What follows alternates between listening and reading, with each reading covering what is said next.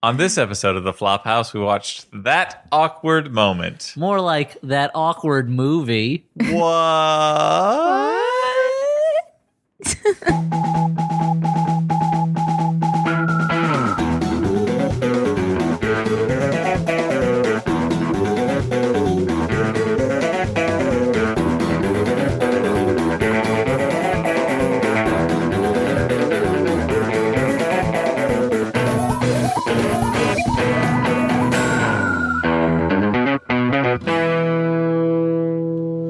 Hey everyone, and welcome to The Flophouse. I'm Dan McCoy. I'm Elliot Kalin.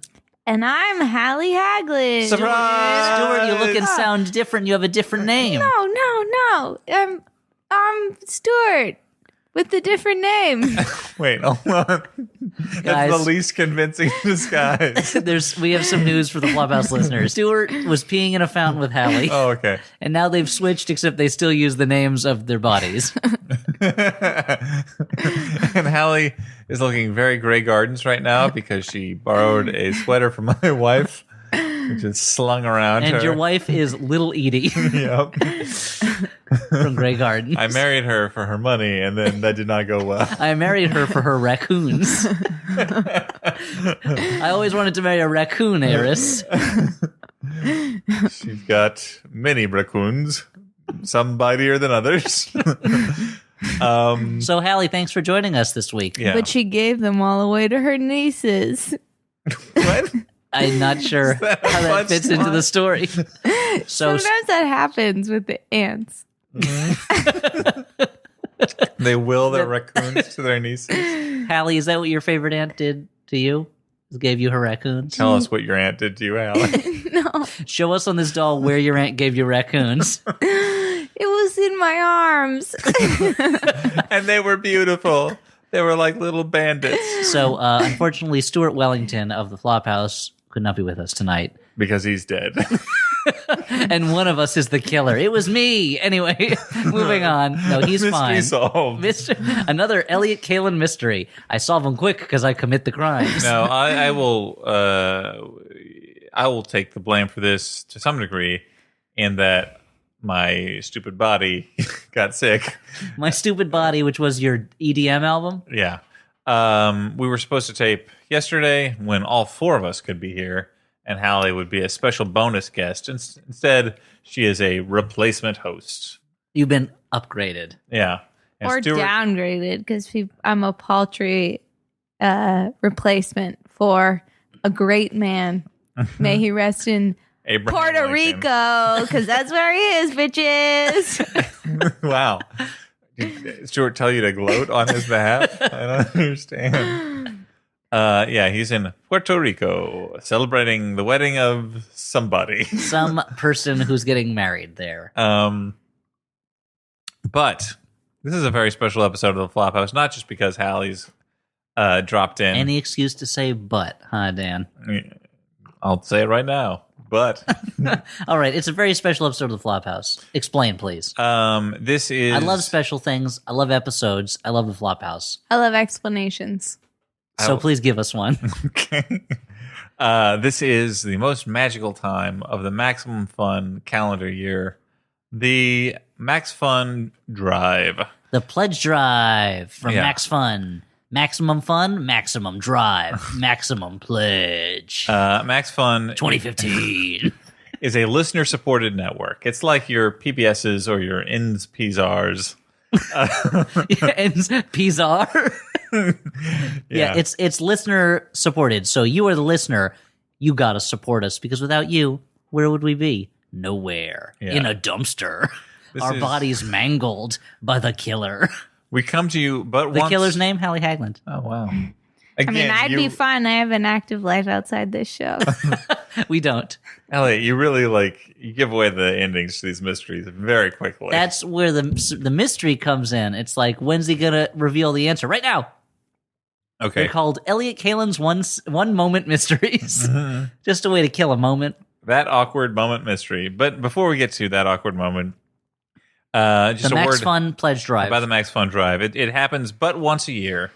We come to you hat in hand, asking for That your is a support. nice hat, Dan.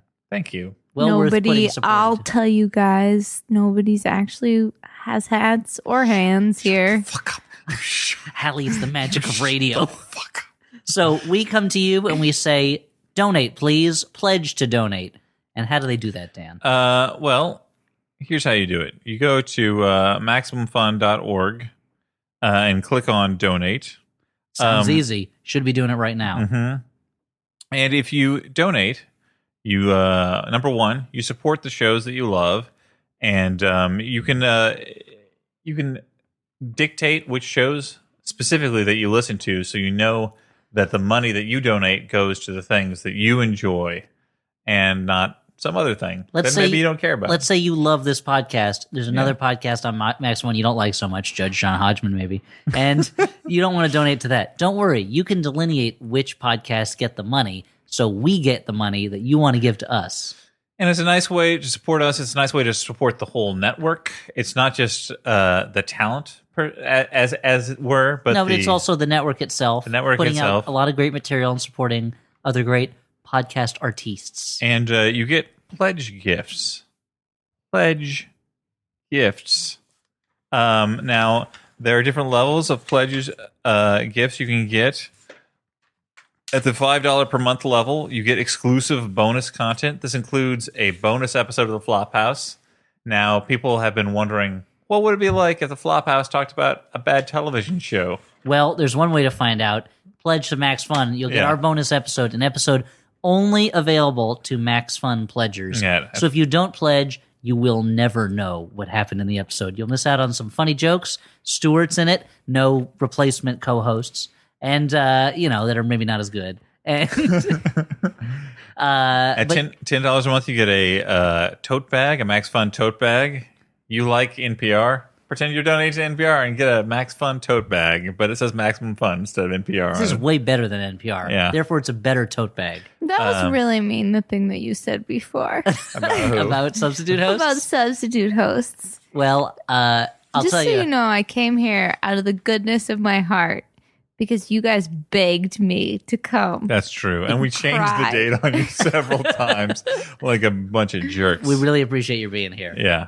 But for $20 per month, you can get an in-flight power pack that has a mobile device charger, collapsible water bottle, antibacterial wipes, pilot wings, all that you would want if you were taking a flight somewhere, and all emblazoned with the Maximum Fun rocket ship logo. Kind of thing Dan might take with him while, say, watching a movie on a plane. Mm-hmm. His favorite place to watch movies. $35 per month, a pair of rocket engraved shot glasses. $100 per month, membership in the Inner Circle, which is a monthly culture club where you get a curated piece of culture every month. And we're not talking like germ cultures. We're talking like books and art, things like that. Stuff people like. Yeah. This all sounds made up. Are these real things These that are- people these can are get? actual These are things. as Do not undercut the pledge. as amazing as they sound. They're Totally all real, Hallie. real things. All right. Okay. Guess I'm going to have to pledge. Now, And at the $200 per month level, the fucking Aces High level, you get free registration for Max Fun Con 2016. the official Max Fun convention where you'll meet your favorite Max Fun stars, like Maxwell Funship himself. Do they have to dress up as characters from Maximum They can Fun? if they want to, but they don't have to. And I mean, I bet you guys could probably just wear your regular clothes and you'd look exactly like Dan and Elliot. now I just want to mention that current donors, people who are already ongoing monthly donors to Maximum Fun, if you upgrade your membership during the pledge drive, you're eligible for all the thank you gifts we're offering.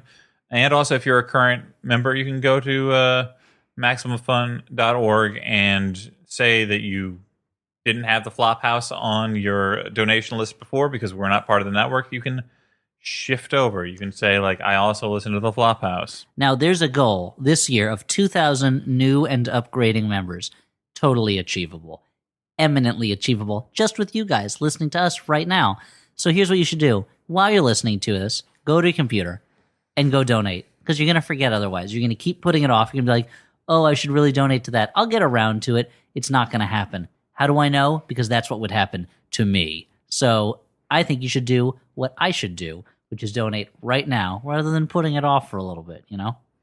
But Which is why we're asking Elliot to donate right now to Maximum I guess I don't have my computer. $200 a month. I Elliot. guess I'll get my phone. Go. I mean, that's okay. Go. It's for good. It's for good podcasts. I'll get a little piece of You it get a too. kickback. Yeah. So You gotta wet your beak a little. my beak is very dry, like some kind of desert bird. But we will be back to talk a little bit more about the Max Fun Drive later on in the show. But now we need to talk about what we normally talk about, which is a movie that we watched. Well, I don't know, Dan. Maybe we shouldn't talk until we know they've donated. Yeah, maybe. Maybe we'll just sit here and we'll not sit here talking. in silence, Go to not saying a word. Go to MaximumFun.org. Go click donate. Put your information in. And we'll wait. Hallie, sing us a song while we're waiting. This magic moment. All right, let's not do that. I'll tell you what. This is a bad idea. I didn't realize that we can get a song from Cher after a nuclear blast. So, Hallie, you as the guest Yeah. were invited to choose a type of movie. A movie. Well, actually, I said, "Is there a specific movie you want to watch?" And you did not give me a specific movie. You gave me a genre, and you, in all caps, what did you send to me? Rom-com. And what rom-com did we end up watching tonight? That awkward moment, Yeah. So which thus inspired that moment. Are you swallowing your own tongue while you're singing? Is that what that sound is? It's called singing, Elliot, if you'd ever tried it. Oh, wait. I try it all the time, singing for you and for you, Jesus Christ. singing for the donors who pledge, singing for Bono and the Edge, singing for that man on the ledge. Don't jump, don't jump. He jumped. What are you gonna do for a pledge? I don't know. So that, I mean, if you like stuff like that, I guess pledge to the show. Of course, you like stuff like that. You're listening right now. You should be pledging. But that awkward moment is, I guess, it's named after that irritating internet thing where someone posts on the internet and they say that moment when, or Oh, I thought they meant Oh. the awkward moment was like le petit mort, the moment when you ejaculate and you feel like you've lost a little of yourself. Orgasm? Yeah. Is there a more awkward moment than that? No, you can't I think control the your moment body or your after face for a second. orgasm is the awkward moment. Yeah, well, that could be Because then it you're too. kind of like, all right, well, that just happened. You're totally confused. What You don't next? know what's going on. Am I supposed to, where do I go now? Do I make you a pancake now, What's or am the- I supposed to drive you somewhere? But that's Who ro- what it who is. rolls That's off the whom? context of the movie. Do I pay you now, or should I wait till after you get dressed? Yeah. That kind of thing. I mean, I feel like you guys are expressing the real theme of the movie. the real theme of the movie, which was What? assholes. Yeah. But I feel like you guys are posing the exact same questions that the guys posed in the movie. Well, let's talk about who those guys were. There's Mm-hmm. Jason, Hot. played by Zac Efron, who is So a. Hallie was They're all hot. going. She was all over Wow. it. The three men are Zac Efron, Michael B. Jordan, the actor, not the basketball player who does not have a B as his middle initial, and Who's Michael B. Jordan? He No. was in Chronicle. he's going to be the Human Torch in the new But Fantastic he Four wasn't movie. in. We were talking Zac Efron. We're talking Max Tiller. We're talking Nick Cannon. No, it's I not think Nick we're- I Cannon. think we're racist. You were actually being racists in thinking that was Nick You Cannon. said it was Nick Cannon. Well, Dan is a Don't- look, racist. don't Dan throw said me it We've under- was that. established on this show that Don't Dan is a throw me under racist. the That's bus. why I thought it was. Throw him under the bus that Rosa Parks is refusing to get up Yeah. on because Dan is a racist. I just want people to know it wasn't Why me. do you have to do this? Oh wait, me. is that the guy from? Wait, Anyway, He was is in that the guy Chronicle. from The Wire? He wasn't Chronicle. No. No, See, I think he now might Hallie's have just been. as racist as No, me. I think he might have been the guy who was in show me his film. You have a phone. filmography. I'm going through the other people. And the other third guy is Miles Teller, a.k.a. Whiplash. You guys are gonna be so sorry. So they're three friends being young in New York and having sex with ladies and then not calling them back later. They're just a bunch of lovable douchebags roaming around the city, going to the same bar every night, hitting Yeah. on different women at the same bar, but seemingly never running into the same women at the same bar. Mm-hmm. But anyway, And Zac Efron's hair gets taller and taller with every scene. In the first scene, Zac Efron's hair just looks like a newly mown lawn. Just fresh blades of grass. By the final scene, it is a proud tsunami, roaring to its full height before crashing into some sort of Malaysian beach, killing thousands You really paint a word picture. of Zac Efron's hair. So, Murdering people. so The Wire. who did he play in The Wire? He was the guy who got killed. He was also. Oh, thanks, Hallie. Like No, he was the guy who got killed. He was the friend that Spoiler alert for The Wire. No, he was the first season. The guy that what's his name had to kill his friend. Oh, Brody? yeah. Okay. Bodie kill him? Bodie killed him. Yeah. No, and then Brody he was in from Homeland. no, and then he was in that wasn't he in that station movie? Fruitvale Station. Yeah. Okay, so Hallie no longer racist. Dan still racist. All right. Well, I apologize for the mistake that I made. Dan, look into the camera. I apologize for the mistake that I made. You end.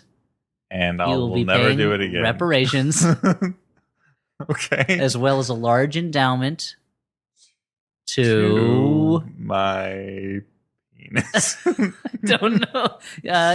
Let's keep moving. Anyway, so these are three guys. They also hang out occasionally with a girl named Chelsea, who just kind of shows up out of nowhere in one scene, and it took me a moment to realize she was a character and not an extra that had decided to butt into the scene. Was Chelsea the skinny tall one? Yeah. So you might, if you watch *Halt and Catch Fire*, you might remember her as the person who's always dressed like Mary Stuart Masterson from Some Kind of Wonderful in that program. So specific. They are totally trying to evoke her. Like it's an 80s set show, and they're like, just make her look like that girl from the John Hughes movie. It's all right. 80s. 80s equals Hughes. Yeah. The Hughes decade, they called it. Now, Howard Hughes. Howard Hughes. The movies that Howard Hughes made about teenage life were all really Okay, unbelievable. 'cause I they're all haven't giant checked dogs. this yet. I haven't checked this yet. I'm about to check this, but I actually think she was a child actress and she played Stephanie or Michelle's friend on Full House. I'm going to check. Hallie's now. really gone down a fucking Look, I just admire rabbit that hole with rather her. than taking the extra 3 seconds to check on her phone just now, she instead staked her claim, saying, I believe this, and I'll Yeah. check now to see if it's true. It's like public radio's "This I Believe" segment. Only it's a fact like that That could has be inherent truth that can be checked. That she could research pretty easily. Anyway, so these are three guys who are friends, except Mikey, played by Michael B. Jordan, who is a young doctor, is married to... Now, does Mikey like it? Because I hear that Mikey will eat anything. No, Mikey won't eat anything. No, that's what you think it would be, but it's a terrible thing. They're No, like, they give say- it to Mikey. He'll eat anything. No, he hates everything. No. They say, No, give it he to Mikey. hates He hates everything. everything. And then No. he likes it, and they go, if even Mikey likes it... No, you would think that would make sense, but it's a terrible commercial. It says, give it to Mikey. He'll eat anything. No, he hates everything. Hallie, stop looking up whether she was on Full House. Look up the Life cereal commercial. But I know it was. I think you're right, Elliot. I remember. He either and says he hates everything or he won't eat anything. he hate. Okay, okay. Dan, the logic of the Life commercial is impeccable it and unbreakable. to Let me explain what's going on. So, Mikey. Michael B. He Jordan, hates everything. What? Yep. Dan, you've been living a lie, and that lie has an F in it to spell life cereal, which you were wrong about. Dan, look into the camera and apologize to Mikey. Mikey, I'm sorry. I know that And- you did not die in Vietnam Or, after eating Pop Rocks and Coke thank you. And so you'll be giving reparations to my penis. and an endowment. Your penis is really making out like a bandit with this thing. Speaking of penises, there's a lot of penis talk in this movie. Let's say one thing about this alleged rom-com. It is an out-and-out guy's potty mouth movie. It's low on the ROM, low on the com. If you like scenes of guys lying down across open toilet seats because they're peeing with erections, this is the movie for you. Yeah, let's talk about this scene. There's no I haven't even said anything about what the movie's about. Let's The not three guys, get to the- Mikey finds out his wife is cheating on him, so he falls in with his two horn dog friends, and they decide that they are not going to His get dog into, friends Zac Efron and Miles Teller. and they're not going to get into a relationship. They're just going to fuck their way through New York, as bachelors do. And so there's a scene I'm where wrong they take about Full And House. they decide this at one of the two places they had together, bars or coffee shops. Yeah. Because they drink a ton of coffee in this movie. but they take You'd think it wouldn't be that difficult to pee because they have so much coffee in their system. but Efron and Teller take Viagra at the beginning of the night, with the full faith that they will by the end of the night have hooked themselves a lady that they can. Oh, their rocks will be off. Yeah. And then there's a But cut that's the to thing, them. they do. They do. No, They they both do. go home with ladies. I mean, they're handsome gentlemen, but like, Well, that's the other thing. The fact that Zac Efron is portrayed. Zac is portrayed as like he's got this really good line of patter. Like he knows how to get a girl, but he's also a ridiculously handsome guy. yeah. Like it would be a different movie for me if these guys were not all had movie star looks. And Miles Teller always looks sleepy and like he hasn't, But gotten he's- any sun in days. But he has a that sort of a works. soft charm. No, about he's him. got like a mushy John And Cusack also, charm. if you had seen The Spectacular Now, he's like lost a good 100 pounds since then. so he really looks like movie star made once you see his busted self in that one. The Spectacular Cow. Moo. Wow, I Caddy Hallie. I kind of love the way that Hallie is turning around. This is the female gaze, is what we're getting right now. But no, there's a scene where like these two guys are on Viagra, and we cut to them taking a whiz, and there's a camera reveal that shows that they're both lying down with their penises inserted into the toilet bowl, like planking on the thing, peeing into it. Like stir sticks Yeah, I guess. in a toilet cocktail. And the idea, I guess, is like it's really hard to pee when you have an erection. But speaking Which as is a, true. Speaking as a I'll man who say has it. had to It's pee true. while he had an erection, you can still do that shit standing up. Well, here's you don't the need to thing. insert I your don't know- penis into the bowl I don't and know go that completely prone. It's hard for me to believe that these two characters have never been in this situation before. Yeah. Where they've had to pee with an erection. They're Because like, it's called I don't know. Maybe this is how you do it. it's called waking up at age 14. That's what it's called when you have to pee with an erection. Now, here's the thing. They go out for a night on the town. Miles goes off with some girl. Mikey meets a girl with glasses and gets her number, but he still wants to work it out with his wife. And Jason, Zac Efron, meets Ellie, played by the hilariously named Imogene Poots, which is a name out of like, Imogene Gay Poot. it's a name out of like a little Abner comic strip. And he goes home and sleeps with her. But then, due to reason, yep, her name is like a fart. For reasons that are too stupid to get into, he starts to believe she's a prostitute and runs out of the apartment, like- clutching his clothes No, to his naked bosom. I think the reasons are just stupid enough to get into. She has a lot of condoms. She has she hooker wears boots, and she has an and envelope she full of has cash. an envelope of cash. She could easily be a spy. yeah. Or just like, a normal person. just a lady who doesn't believe in banks.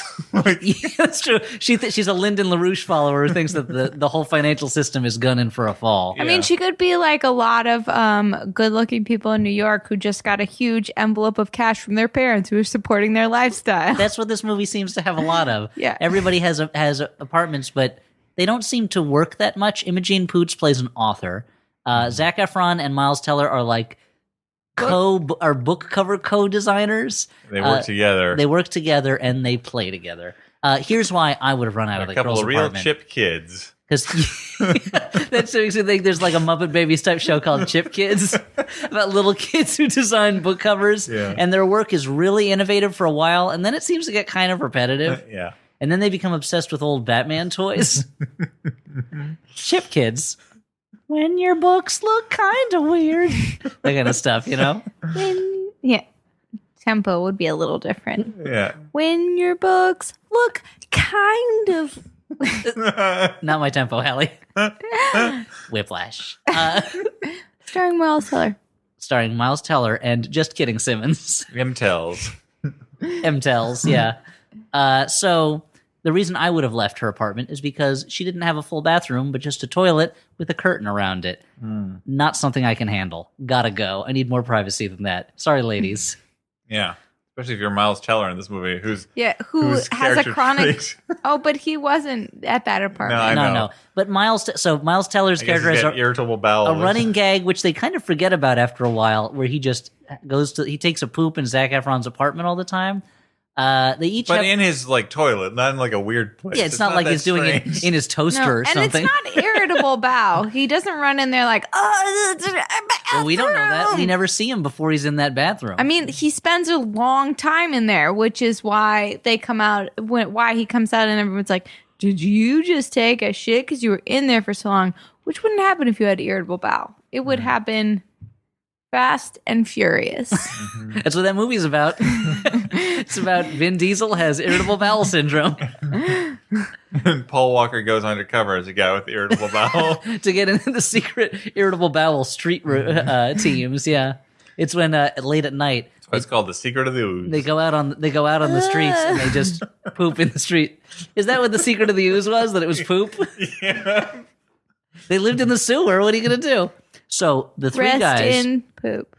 The three guys make a deal that they are not going to get into relationships. And meanwhile, the next day, Miles and Zach, they have to pitch a book cover to, Ellie, the girl that Zach ran out on the night before. Because you thought she was a hooker. It turns out she's just an author, something that is not really ever brought up again, and we never see her working or see them working. But being an author is like being a prostitute. Am I right, guys? High fives. Not High fives. well. If I you're mean, we're suffering not from it, it's authors. not. We're just writers for a TV show. I've had essays printed in books. Oh, Check out Mr. Prostitute over here. And let me tell you, the money was pretty sweet. I got upwards of $250. Oh, I wish I got upwards of that. Books pay shit. Anyway, so Zach and he apologizes to her through the form of a hand-drawn comic strip in which he apologizes to her and she forgives him. He mails this to her, or I guess drops it off in a gift box.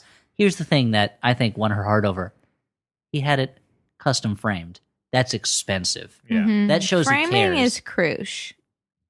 Oh, you mean like crucial? I thought you meant like Hallie's croup. girl on the go. She can't. No say the time whole for word. second syllables. Just the first syll. No more than that. Sar, friends. This is sorry, friends. Yeah. No, it's Sarfret. She a gur on the go. No time even for further letters. Say the first letter and go. What was Hallie saying? I don't know, but she was out of here quick. Every time I have a conversation with her, I gotta do it like a word puzzle where I'm trying to figure out what the sentence was. It was even worse than the time she only spoke in anagrams. Every time I talk to her, it's like an episode of Wheel of Fortune.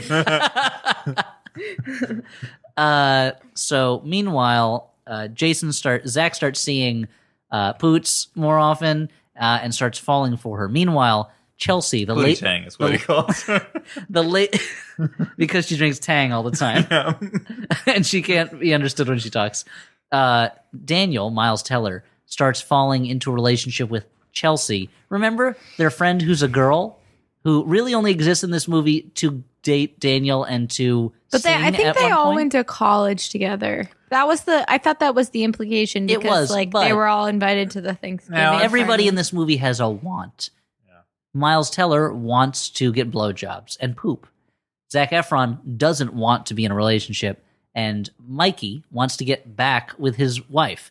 Chelsea does not have a want. Her want seems to be to continue living in her grandma's fabulous apartment and wear shirts in bed, She but wear doesn't very live- skimpy shirts outside of bed. Does she live with her grandma? I couldn't tell. She's I not a don't big think she fancy does. And I apartment. think her want was that she wanted to be with Miles Teller. Yeah. Now, Hallie, I feel like you had some opinions about the character of Chelsea that I want to draw out of you. I thought Miles Teller was like a big jerk in this movie, and he made no grand gesture in the way that Zac Efron is also a jerk, but made grand gestures. And I felt like she was always like way harder than him, clearly more talented than him because she he sings doesn't. and plays piano at one point. Yeah. Exactly. We don't even see him do anything. Exactly. He says like we should have this book cover with shoes on it. Hello, Miles Teller got hit by a car. Well, we haven't gotten to that point. Not, just anyone can't do that. Here's Miles Teller's talent, and unfortunately, it's one that society doesn't accept. He is a phenomenal pooper. He is one of the best poopers or An Olympic pooper. fartists. Here's the thing: there's something, He's some a pooper talents, trooper. some talents are not valued at the same level as of others. But his poop, perfectly formed, impeccably timed, and We the never volume, saw the volume. Any of these poops, Elliot is making this up for your benefit I'm just saying. because he's trying to be part of the patriarchy and just He's work up mansplaining. this Let me man. poop explain this to you. Why would he spend so much time in the bathroom, or as he would call it, his workshop, unless he was totally devoted to his muse, the bowel? Because he's constipated and all the little poops that he poops out are like little tiny rocks. Yeah, like a One, rabbit pellets. pellets. One, he's experimenting with new forms, which is what every artist should do. Two, fartists don't call it constipated, they call it pooper's block. All right, he is not a fartist. The only fartist in this movie is Emma Jean Farts, Her last name is Poots. which is a synonym for farts. Well, QED. QED, quite erroneous dump. I arrest my poop. This is the dumbest thing anyone's ever said, maybe. Anyway, to make a long story short, Mikey gets back together with his wife, and they have sex in a hospital bed at his workplace. Yeah. But it doesn't work out. She's still cheating on him With Harold. with Harold, who has Who has a fancy coat? a really nice They jacket. make a real point about his name being Harold, as if that's a well-known philanderer's name. Well, it's everyone knows to look out for Harold. I think one, she's having sex with an improv form, which is bad enough, and two, maybe Close it's to Herod in the Bible. The one who sent Jesus to us very... that would be very even worse if it was like, you're having sex with Herod? He wanted all the Jewish children killed. Anyway, or firstborn sons, whatever it was. And Zach is pulling away from his girlfriend because he doesn't want to admit he has a girlfriend. And her dad, who okay, you know what? We didn't even talk about her meeting his meeting her dad. Great. One of the great American cinema But scenes. hold on. So let's back up though. The ostensible reason Back up before we whack up. the ostensible reason that no one wants to get into a relationship is they made a deal. solidarity with the divorced. And also because they're dudes out on And the they're prowl. dicks. They didn't want to do it before. That's Yeah. true. They did all make an agreement to do the thing that may remain in the lifestyle they were already living in. Yeah. But then they found true love. Simultaneously at the most inconvenient time. When Yeah, they had this right, when they deal made a they deal. made. So A non-binding agreement between friends. So Imogene Poops tells Zach Nerfon that she's gonna have a surprise birthday party for herself because it's the kind of quirky thing that girls in movies do. Right. And it's a dress up party. So the costume party, right? All of us regular people who would think that, except not. Well, because when I hear the words dress up party, I immediately think, a masquerade. I'll put on my play clothes and I'll dress up to be a knight or a lion. Yeah. So he decides, because the actress is English and her English accent struggles through her American accent. I actually didn't feel that way. There were times when I knew you that she was English, but I didn't necessarily think, oh, she's doing a terrible. I didn't think it was I terrible, just but think it just she sounded like someone who was from New York. you got a lot to learn Like an about New author. York. Now, maybe he thought that she meant a fancy dress party, which would have been a masquerade ball with costumes. You know, a ball all up in masks, And like so many like the misunderstandings. judge has in Sweeney Todd. Ever so much misunderstanding. So but he thinks costume party. Well, I better go to a sex shop and buy a 2-foot long dildo that I can have stick out of my pants, so I can wear a shirt that says "rock out" and have my cock out. And Dan made a Clever. very good point. Like a dildo that was completely flaccid. It was a and very long dildo, but it was super very bendy thin. and flaccid. Look, working at Yeah. the Daily Show, I've come into contact with a surprising number of dildos as props. I've never seen a dildo like that. Very rubbery? working at I feel like we all work the Daily Show. Yeah, but you you're guys gonna didn't work in want- the prop department. I did for a while. just for the mechanics of it. Don't you remember, Hallie, when we were in the background of that chat with Al Madrigal? Yeah, and at they the dildo all lab? stood erect freely. Well, they Yeah. didn't use any of those types of dildos on you that need a one. certain Well, so- level of stiffness for the dildo to do the job it was. What if made it was reading just within the text of the film? for. Okay. What if it was a urination dildo? And so I it don't know couldn't what be that erect. means. I don't know. For someone Is who that likes a to pretend thing? that they're around a penis that's peeing. I But don't is know that if it's a thing? I don't. There's everything's a thing. Everything. You're saying this dildo is some sort of art piece, maybe? Yeah. Or fart piece. No. That was just to make Hallie laugh. Anyway, so he shows up at this party in this raunchy costume. Uh-oh, it's actually a nice party, and her parents are there in the maybe one well-produced joke in the whole movie, or well-executed joke. Yeah, it was not like a clever No, joke. there were the two idea that other ones. her I can't parents- remember what they were, but one I laughed out loud at and one Dan did. Yeah, no, there are a couple good, but all of the jokes were of a nature where it was like, oh, that joke wasn't particularly clever, but like in this case, for instance, the reveal of her parents being there after the dildo thing was well timed and like shot. Yeah, even though Even the way though it was a shot, very like he also obvious joke. very obvious joke, but also he would have seen these two older people sitting Right. there talking. It's similar to the scene in Evil Dead 2 when Bruce Campbell's being chased and he's looking straight ahead and an axe flies into frame, and we, the viewers, wouldn't have seen it, but he certainly would have seen a person running at him with an axe, so he shouldn't be surprised by it. Anyway, little Evil Dead 2 memory for everybody. Now, he manages to win over her parents by joking about the dildo and hits it off with her dad. Flash forward later in the movie. They're at the bar. He gets a call from her. Her dad has died. Uh-oh. He keeps dropping her calls because his friends are giving him shit about it. And he's like, oh, I don't care if she's calling, whatever. And then his friend Joe picks it up and he's like, hey, Ellie, this is Miles Teller, the actor in this from movie." Whiplash and The Spectacular Now. He's like, oh yeah, That sound you he's were right looking for? here. I can totally let you Is talk this to your him. tempo? And he's like, oh, hey, what's up? What? And it's at this Seriously? point that Hallie went, her dad died. And then he said, her dad died. Now, cut to the next day, I guess. So not only did he not leave the bar and go see her that night, He I might guess, have. He may have. That may have been a deleted scene. They start talking about, are you going to go to the funeral? What are you going to do? And then, so of course, we're all thinking he's gonna break down his resistance, go to the funeral. Zac Efron got to go to that funeral. Now, meanwhile, Miles Teller has told his girlfriend, Chelsea, who started out as just a friend and then became a friend who's a girl who's a girlfriend. He told her that he's told his buddies that they're going Look, out. if I've learned anything But he from Biz hasn't. Markie, there's no such thing as just a friend. And it's too bad because he's got what she needs. Yeah.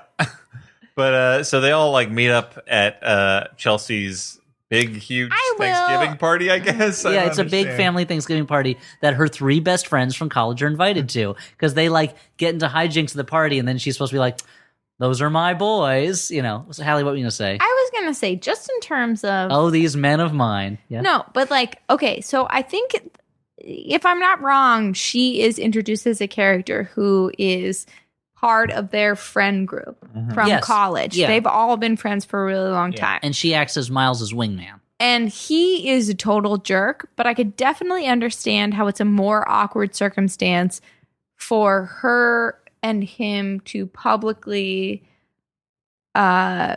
announce that they as are a now couple. a couple when they've been a friend group for a long time versus this fucking other dude who met this really cool girl and goes out with her all the everyone likes, time. who showed up with bourbon that she called scotch. But it and- wasn't, and was actually rye. Yeah. And played video games with the dudes like every fucking 20-something guy's version of like what the hot chick is. Oh, she brings over whiskey. She drinks and she plays video games too, and she can hang with my bras. Yeah.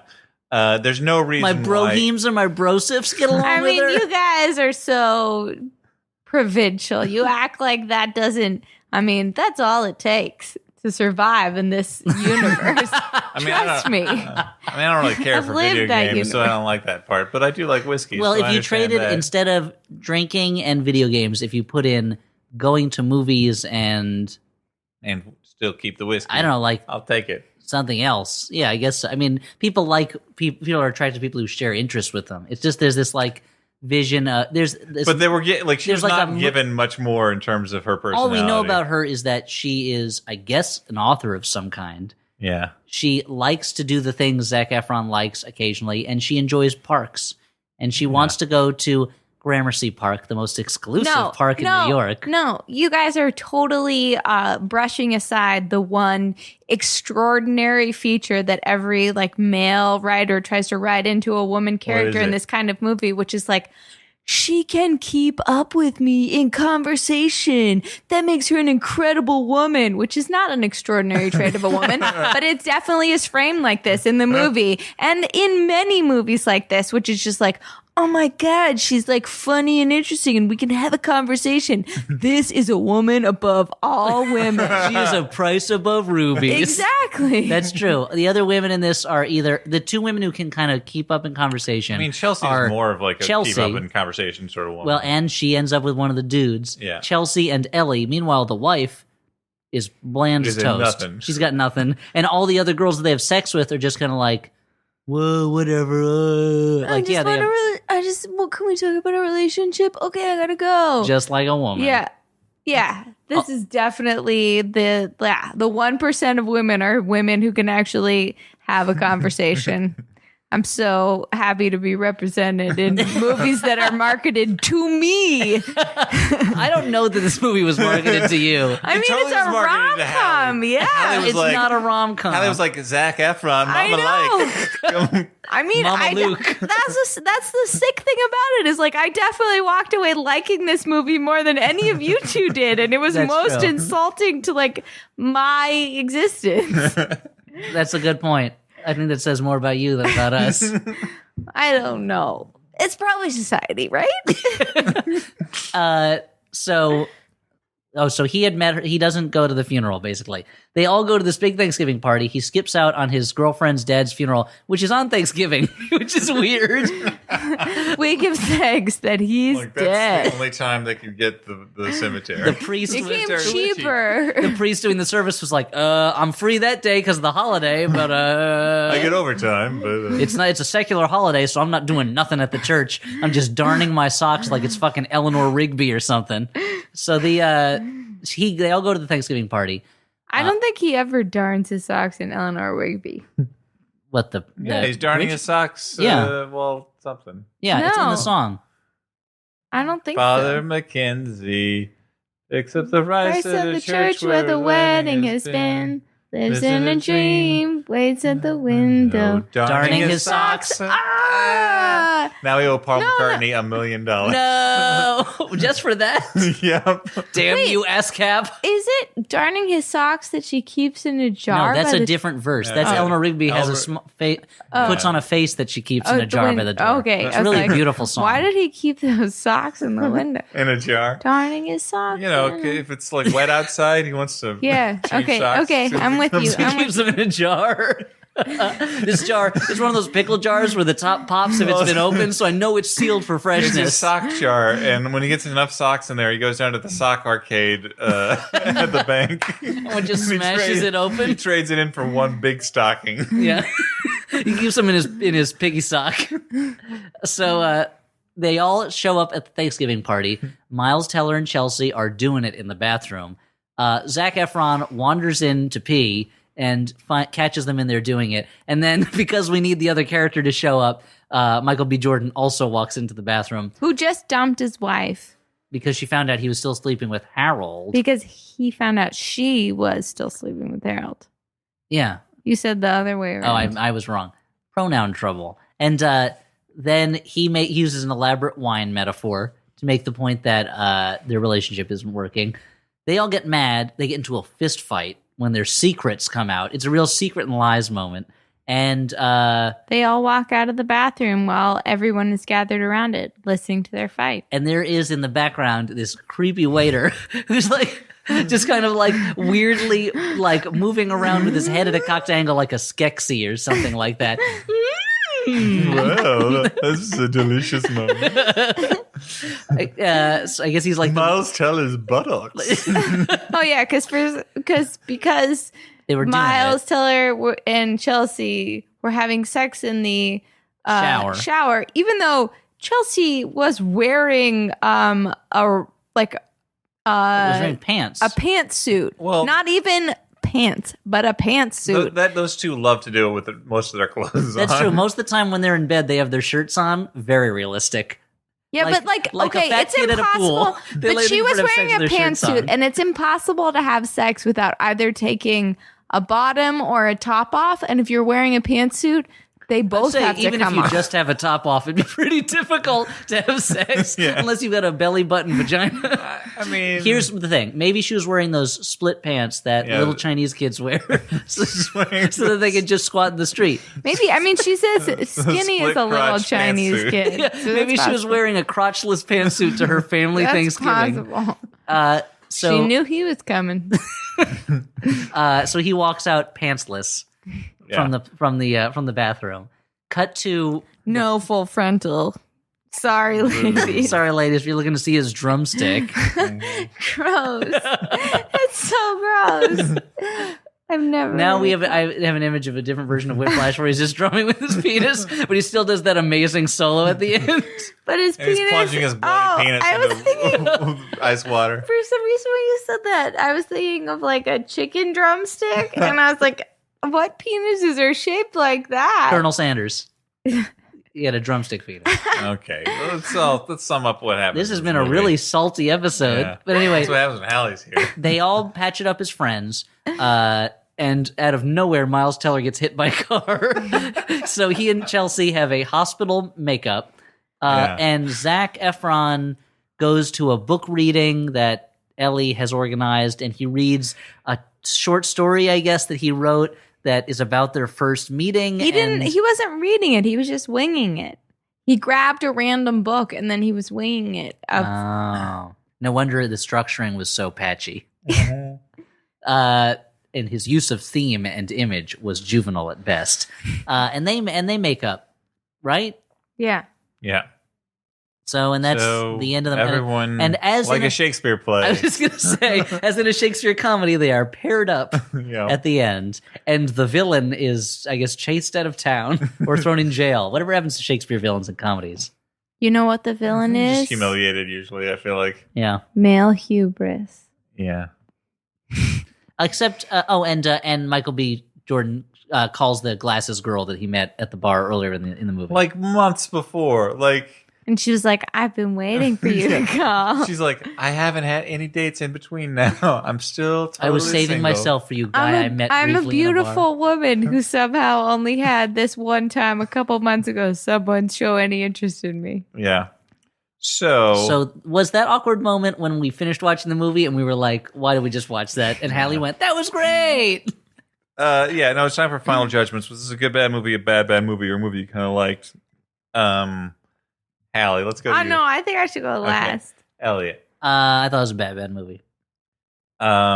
Here's where like I feel like I can't go into the normal categories because I feel like this movie was totally bad, but It wasn't. I mean, compared to our other bad movies, that's the thing. It wasn't at that level. It might be the curve that the Flophouse has made me grade movies on, You're having trouble with the curve. but I almost kind of liked this movie just because, like, I feel like I was consistently entertained by it, even while realizing everything about it was terrible. Oh, see, this is the kind of movie that enrages me.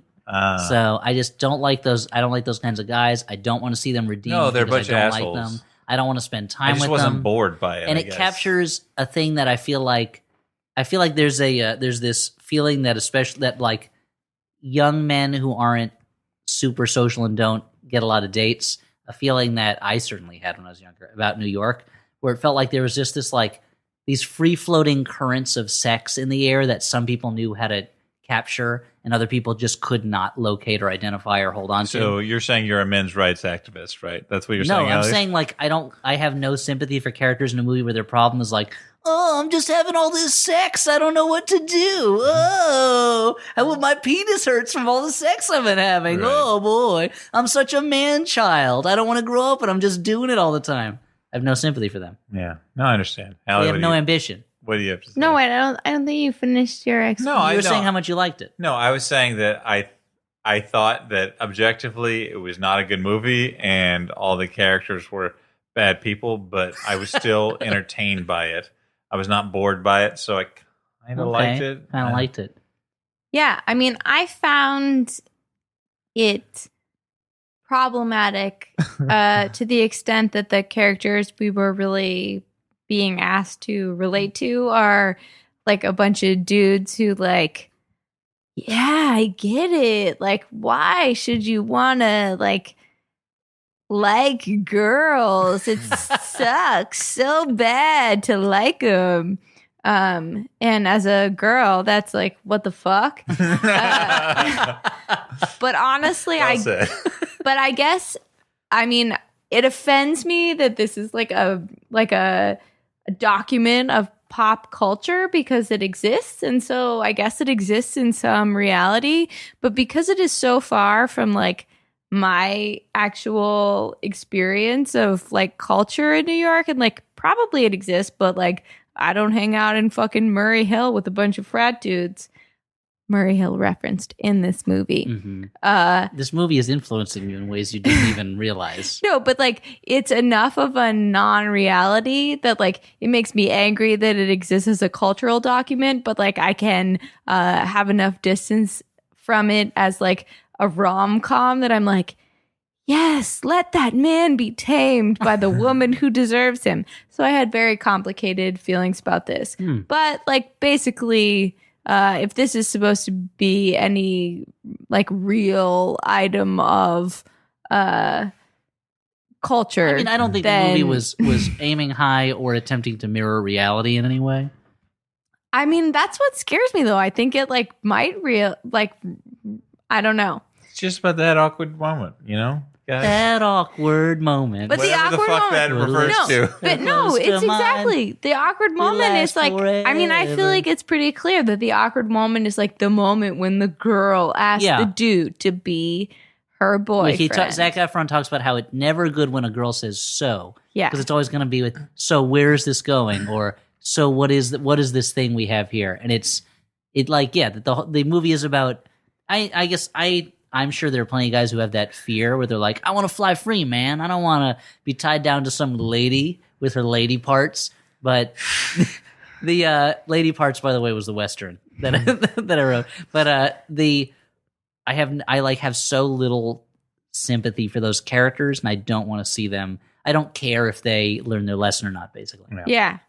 Like the idea that they automatically go into situations not wanting to form an emotional connection with another human being But I marks them wanna, as like, no. sociopaths to me. Right, but I want to like because there's some sick like draw to seeing like hating that narrative, but like feeling some satisfaction that like the woman actually reaches the man. I want to like draw some like alternate universe comparison of like it's like the lame ass like 80s movie where the girl is really hot and I'm like trying to but that wouldn't reach you, but I feel like there is some parallel where like the girl is like hot and uninteresting and then like nerd guy somehow gets her Right. and that is totally. like a triumph. There's totally movies where that happens. Yeah. Right. Yeah. That you guys would as individuals actually like find like like that you guys would be like compelled to watch in the same way that like for some stupid reason I'm compelled to watch it. Does the girl take her clothes off in the movie? Or? I mean, I do think that like most of those movies though do have the trope of like the guy wants the really hot girl, but then he realizes he should be with his friend. best friend It's is called actually Teen Wolf Syndrome or Yeah. TWS. right. Even though his friend is way cuter Yeah, Boof than the is girl. totally cuter than the She just other. has a dumb name, Boof. It's not almost as dumb a name as Poots. Here's the thing that it's like So that's the super lame thing because this movie is even about like the guy who's a loser getting the best friend and Yeah. then realizing that she's the hotter one. So that's so fucked up. This it is is so everything you fucked hate, up. Hallie. Here's the thing. Hallie, I think you've discovered that there's gender inequality in this nation.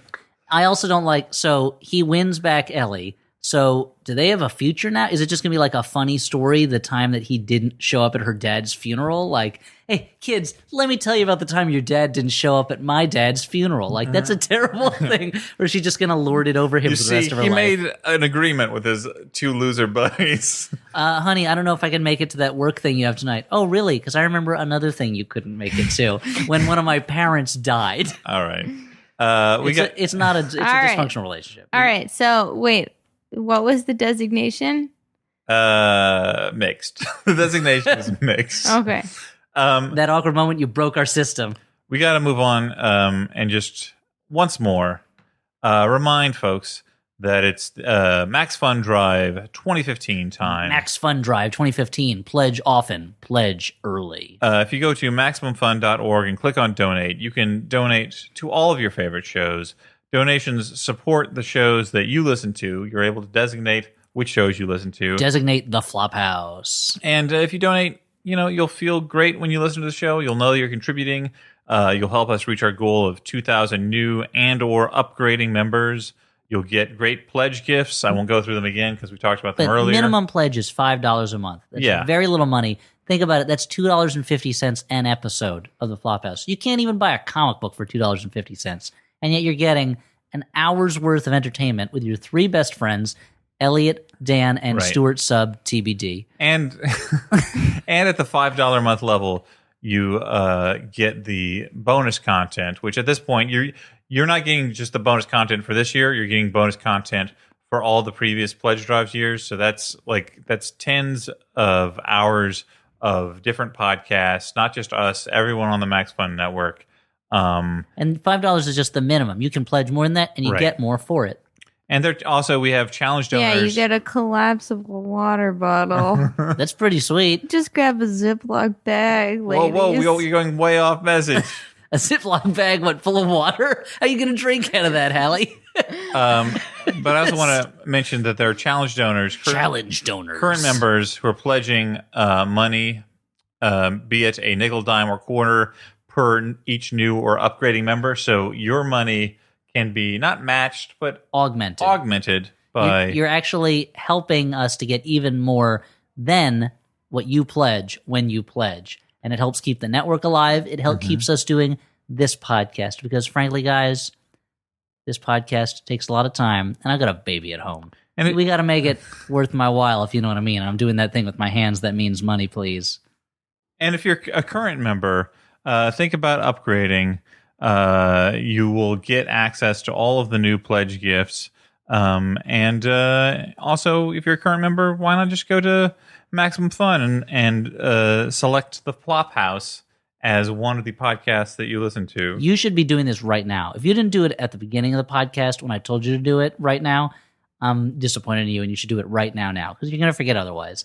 You're going to write a note for yourself. Every time you see it, you're going to be like, oh, yeah, I should do that. You should do it now. No. Get out of the way. Do it now. Support your podcast that you love. And you'll get all the stuff that Dan mentioned before if you just pledge those amounts. The collapsible water bottle. Hallie's favorite. And you will also get the satisfaction of knowing that thanks to you, this podcast is podsible. That's possible with pod in it for podcast. So let's move on to letters from listeners. Listeners like you, the people who should be donating right now. The first letter comes from Cody, last name withheld, who writes, pardon me, He's crying. He wrote, pardon me? I'm flying from Montreal to London. Dan or had to she. stifle, Cody can be a girl's Yeah, name that's too. true. or a bear. Dan had to stifle a burp. That's why he said, pardon me. I'm flying from Montreal to London at the time of writing, and wow, has in-flight entertainment stepped up its game. Whoever it is Air Canada has picking movies for the onboard system is kind of my hero, though I worry they may lose their job, given that they selected proven audience pleasers like The Tree of Life, Serious Man, and James Gray's The Immigrant. Also I've seen them all, and they're all sad. Take the saddest flight there is. Also making appearances, Terry Gilliam's The Zero Theorem, which, as of the writing of this email, hadn't even had a North American theatrical release yet. Which leads me to my question. When the in-flight entertainment system has a film you suspect you'll love, do you go for it, or wait to watch in an environment with a lower chance of screaming babies, emergency landings over water, and the person next to you watching the clumps? I was in the situation on another flight that had the 400 blows. Seriously, who chooses these? Where I decided to hold off for a better viewing experience, which never came since I've not gotten around to watching it. If you do hold off on watching certain movies, what do you go for instead to numb the pain of long plane trips? Yours flopping it across the Atlantic, Cody, last name withheld. Now, Dan, I know you love to watch movies on planes. Now, this is a fallacy. There's been a lot of talk of phalluses tonight. No, I've specified movies that I watch on planes for this very reason. Because in general, I feel like you don't want to watch a great movie on a plane. You want to watch an amiable time passer. And so I've always specified. That sounds like the lamest Bond villain. Amiable time passer. Yeah. No, so I've always specified when I, have watched a movie on a plane, just to clarify sort of the mindset I was in. Sure. I did. Lack of oxygen. I did once watch 12 Years a Slave on a plane because I knew that I was not going to watch it otherwise. I was like, this movie is going to make me too upset otherwise. So the best time to watch it will be when I'm literally strapped into my seat. You said, "Steward, keep the drinks coming." Yeah. Yeah, okay, that makes sense. I don't know. I prefer to read on planes. Right. I really like reading on flights, and I like to see if I can knock out a whole book on a flight if it's a long one, like a cross-country flight. I will say, I usually don't like to watch movies because you can't hear them as well, and it's not as good an experience. But if I hadn't watched Jodorowsky's Dune on a flight, I don't think I would have gotten a chance to see it at this point, just because it's been hard for me to fit movies into my schedule. So I wanted to take advantage of that flight opportunity, and I really enjoyed it that way. So I'm glad that I did. So if it's a movie that is like a documentary, I think a flight makes more sense to me. Well, I like to read also on planes. If have started a book that I'm already super into and it's long, I love to do that rather than watch a movie. But I definitely have watched both Nacho Libre on a movie, like on a plane, on one of those planes where there's like a scheduled viewing time. Oh, yeah. And so I watched it once, and it was a long enough flight that I thought it was so great I watched it twice. And I would have never liked it outside of the context of an airplane. And I also watched, what the fucking Rosebud movie. Citizen Kane? Yes, I also watched Citizen Kane. Whereas it's also known what the fucking Rosebud movie. I also watched Citizen Kane on a plane. And, not sure I would have made time for that if I wasn't crossing the Atlantic, right? A great movie, yeah. Although it makes me think that Samuel L. Jackson needs a movie now called Canes on a Plane. There's too many Canes on that plane. Charles Foster Kane, that is. And I saw Miracle on a Plane. That's a really good movie. The hockey movie? Everybody was asleep when the American team won that game. And I was crying and wondering why people wouldn't wake up to just appreciate that moment. I've watched Netflix movies on planes when they have Wi-Fi, if that counts. I watched I Confess, the Hitchcock movie on a plane. So I think that didn't help you at all. Nope. It turns out I guess actually, you know what? The best movie experience I think I had on a plane was when I was sitting next to a coworker of all of ours on a plane, and he was watching The Amazing Burt Wonderstone, and I was just every now and then glancing at his screen and just being like, wow, that looks bad. And then turning away. What? Who was it? Adam Lovett. Oh. Of The Daily Show. Next question. We were flying back from Turkey. Next letter, but also a question. I have a very important question to ask you. Don't ask me why or how this came up, but yesterday my roommate and I were discussing... Well, so you can ask us a question. We can't ask you. Hallie, it's a letter. We actually couldn't ask anyway. My roommate and I were discussing a certain scene in Ghostbusters. The blowjob scene? Yes. And found ourselves in a quandary. Because every other scene is so perfect, you wouldn't need to discuss it. It's the one problem in the movie. It's the one where Dan Aykroyd's character, Ray, gets a blowjob from a ghost. Considering how often this topic comes up in any given episode of The Flophouse, I thought you would be the right people to ask. What do you think happened afterward? What happened to the semen? Did it pass through the ghost as most solid objects would? Oh, are we really? The movie does establish that ghosts can pass through solid things, but does that mean they can swallow things as well? Slimer certainly swallows a ton of shit. I suppose it's equally possible that Ray never finished, but given the look on his face before the scene cuts, cross-eyed, that seems unlikely. I'm guessing that all of you have thought about this a lot. Nope. Please. And we've had discussions about what the Crypt Keeper's penis looks like. Please respond with any insight you may have. With all my love, Kate, last name withheld. Well, thanks, Kate. Thanks for writing in. Let's remember that scene is a dream that Ray is having. So it's possible he didn't think through what happens next. and he just rolls over in bed, as happens in the movie, Yeah. or rolls out of bed. Wasn't that left over from a scene that got cut? That was left over from a scene that got cut where they like go to the Museum of Natural History or something, or like. Of course. I guess it wouldn't be natural history. If it was natural history, he'd get a blowjob from a Tyrannosaurus. Yeah, it was someplace like there's some reason why he was dressed up like Napoleon or whatever he was in that scene. He goes to the museum and that whole thing was cut. Rightfully so. Here's what I think happens. Although I'd love to see that footage now and see what the scene was supposed to be, but maybe it's on a DVD. Here's what I think happens. He's getting a blowjob from a ghost. He closes his eyes. He opens them again. It's the guy in a bear suit from The Shining. Oh no, and Shelley Duvall is screaming at him. That's what happens. Dan, what do you think? I don't want to think about it. So this last letter, I remember as a kid being so weirded out by that scene. It was so much like in its own way scarier than the library ghost in the beginning, which was otherwise the scariest part of the movie. it was scary because you were confused by it. You Exactly. didn't understand what was going on. I was like, Mama, Dada, what is that ghost doing to that man? And they were like, she's inflating him. So this last letter, Go back to bed. This last You letter, got to wake up early tomorrow to enjoy more of our driving trip through Canada. This last We were in a letter motel. is from my dad. Last name withheld.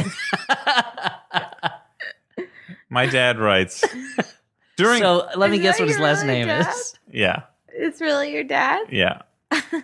He writes, during a recent morning walk, I was listening to your discussion of I, Frankenstein. I forgot your parents listen to this podcast. You mentioned that the army of gargoyles/angels were using a cross with 3 slashes as their symbol, and then proceeded to engage in some speculation about what that meant. Well, it could have been a papal Didn't cross, I raise you better? which has 3 cross pieces in a shorter to longer descending pattern at the top of the vertical piece. Or it could have been the Orthodox cross, which has 2 cross pieces at the top and a longer slanting piece near the bottom of the vertical piece. In that same episode, you raised a metaphysical question as to why an all-powerful deity would need an army of gargoyles/angels. You thereby perpetuated a long-standing, faulty, and unnecessary assumption, namely that God is omnipotent in the sense of possessing all the power. I am hereby assigning a book for you to read, Charles Hartstone's Omnipotence and Other Theological Mistakes. Yours for a more religiously and philosophically informed Flophouse, Dad, last name withheld. So I assume, Dan, that as a good son, you've read this book already and you can tell us what it's about. Yeah, it's about omnipotence and other theological mistakes. I like the idea it's a mistake, as in, like, the science is clear. Omnipotence is not one of the things that God has. He has freeze ray powers, heat breath, flight, invisibility. He can read minds, and he can talk to fish. He does not have omnipotence. He's the incredible Mr. Limpet in that fish sense. Yeah, because the Incredible Mr. Limpet had heat breath. he can He do can turn that- invisible, read He can do minds. that thing that Alex Mack does, where she She turns into a puddle. freezes time and turns it into a puddle. She couldn't freeze time. That was out of this world. Oh, Alex Mack could just turn into a puddle of the same CGI goo Oh, yeah. and slide under doors. well, a guy can do that, Um, right? Yeah, sure. Dad, last name withheld, McCoy. Yes. Maybe Alex Mack had other powers. I thought she could just turn into a puddle of I goo. thought she could freeze time. I think it's just out of this world girl who can freeze time. You mean my 2 dads? We probably No, out of this world. My You're 2 right. dads, she had no superpowers. You're right. So this theological similar to how discussion about There was out the, of this world. There was the Punky Brewster TV show that was live action where she had no powers.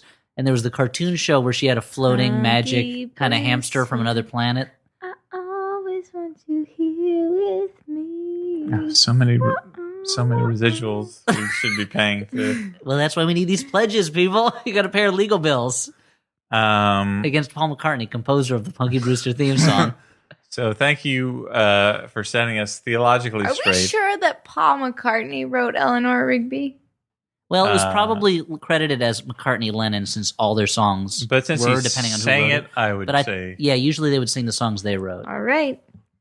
And it fits into, he had more of a like quaint England view of Yeah. things like Penny Lane and stuff like that, Mm-hmm. whereas John Lennon wasn't as interested in those types of things for the most part.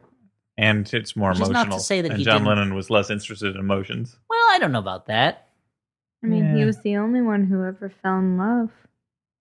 I don't know that that's true.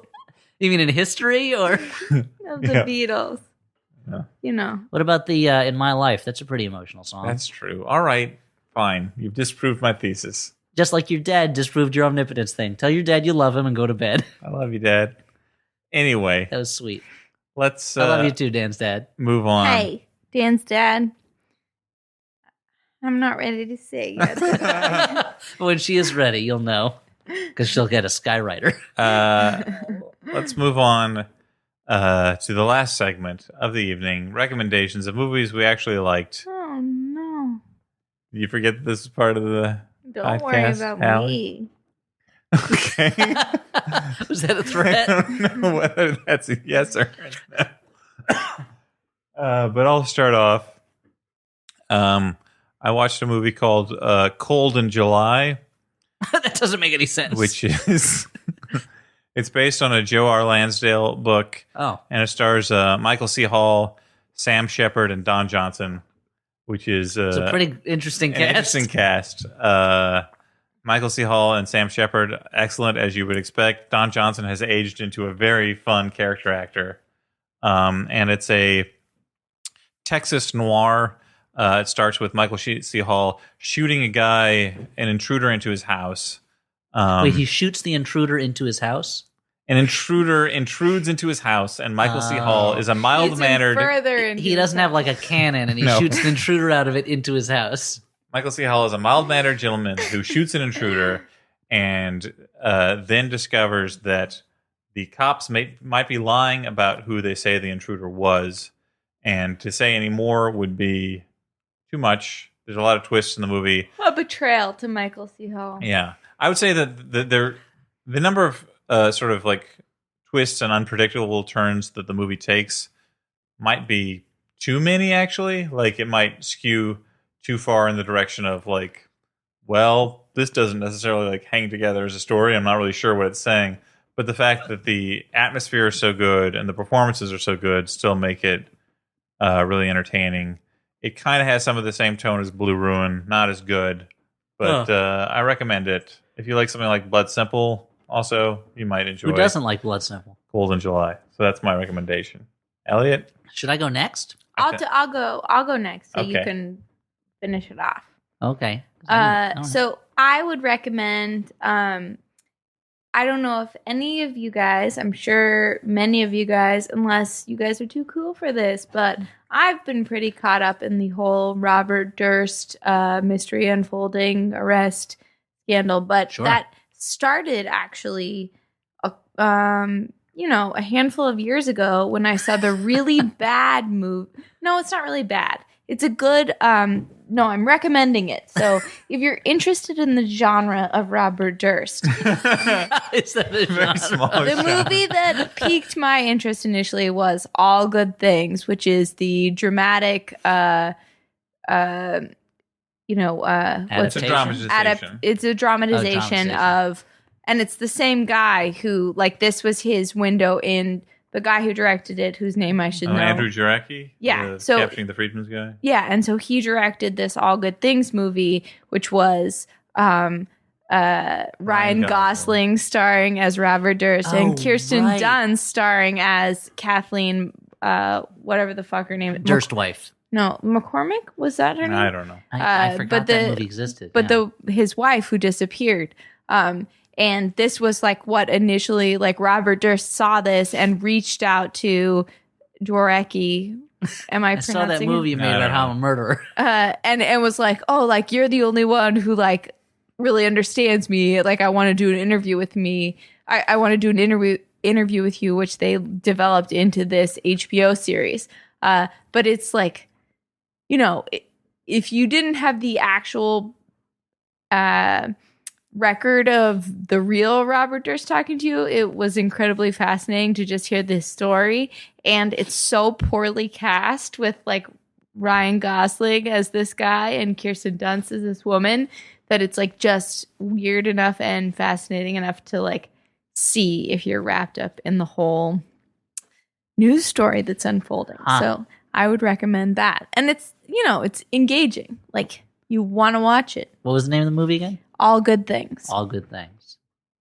I'm going to recommend a movie that I saw recently that I really enjoyed. I feel like half of my recommendations these days are Eastern European movies from the 60s, and this one is no exception.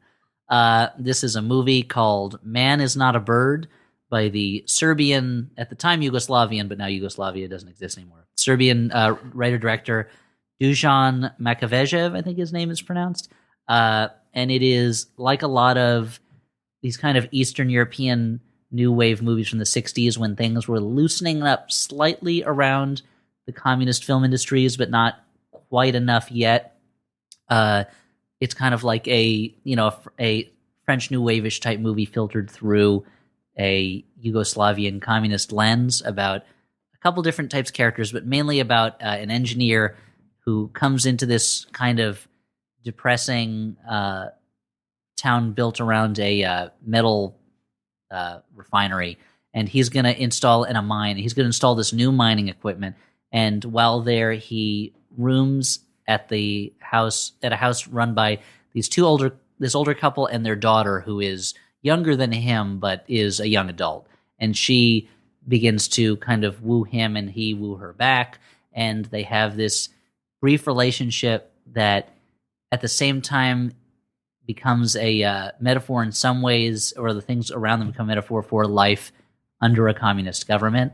And there's a circus sideshow at one point, there's hypnotists, there's a crazy character who gets into fights, who has a wife and a mistress, and they get into a big public fist fight, the wife and the mistress, and then later become best friends and start hanging out all the time together. There's some really funny things, but then it ends on a much bleaker note than you expect going into it. And it's one of these kind of mid-60s European movies that's shot really gorgeously with a lot of like very natural looking images, but really crisp, and a lot of handheld camera, but not blurry. And I just enjoyed it a lot. So if you get the chance, go seek it out. It's called Man is Not a Bird. I really liked it a lot. Man is not a bird. That's the lesson I've learned tonight. The title is really true. There's a lot of truth in that movie, starting with the title. Hallie, it's been a delight. Thank you so much for coming in and filling in for Stuart. Wearing Sarah's sweater. You filled Stuart's shoes and Sarah's sweater.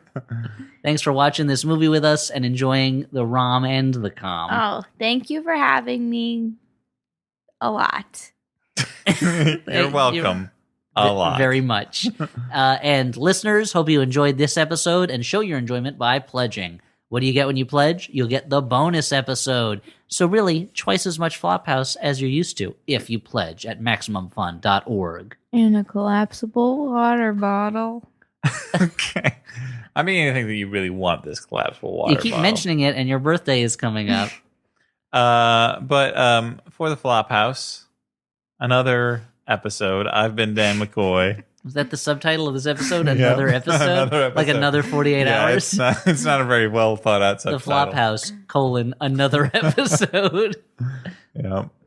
I've been Dan McCoy. I think I'm still Elliot Kalin. I hope I'm still Hallie Hagland. Good night, everyone.